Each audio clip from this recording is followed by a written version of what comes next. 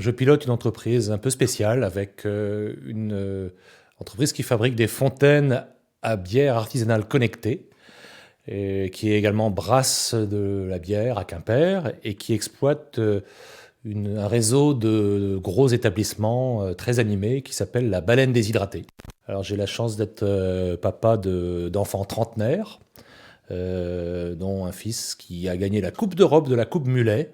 Moi, j'ai vécu cette période de façon un petit peu bizarre parce que d'abord, ça a été vraiment une phase que j'appellerais de procrastination. Donc, tout s'arrête, ça fait chier, quoi. Ça fait chier, c'est vraiment c'est pas normal, c'était pas prévu. Et puis après, j'ai vécu cette phase-là quelques jours après. Vraiment très très bien parce que finalement j'avais plus du tout les soucis du quotidien qui est quelque chose de très important dans une entreprise comme la mienne, toujours sur la brèche, de 10 heures du matin à 2 heures du matin. Et donc là, j'ai vécu une belle période où j'ai confiné avec un voisin qui avait 30 ans aussi, parisien, propriétaire de restaurant, qui avait décidé de quitter Paris avant le confinement. Hein, c'est pas lui qui nous a amené le virus. Ce qui s'est passé, c'est qu'on a décidé qu'on partagerait nos expériences tous les deux. C'est-à-dire que lui, il m'apprenait des choses pendant une demi-heure tous les matins, et moi également. Donc moi, expérience dans l'informatique, dans le brassage de bière, etc.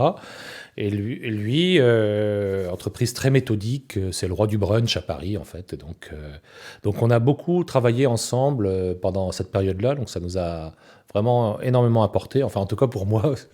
Donc je me suis rasé pour changer, pour passer dans une nouvelle ère. Et puis, le 2 juin, à partir du 2 juin, on a ouvert nos établissements. Après, c'est pas facile de recevoir les clients masqués, avec des clients qui boivent des bières avec un masque, qui mangent avec un masque. Il m'est arrivé un truc étonnant pendant cette phase Covid, c'est que le 16 mars, j'ai reçu dans ma boîte aux lettres une menace de fermeture administrative, alors que finalement, toute la France avait fermé le 15 mars. Et donc ça, c'est quand même étonnant. Et j'ai trouvé ça... En fait, j'ai relativisé. Notre Baleine Déshydratée organise énormément de concerts, on organisait, et on nous a demandé de stopper, d'arrêter cette activité de débauche. Et donc, bon bah voilà, on a reçu le courrier le lendemain de la fermeture, donc finalement, pas de problème, on relativise.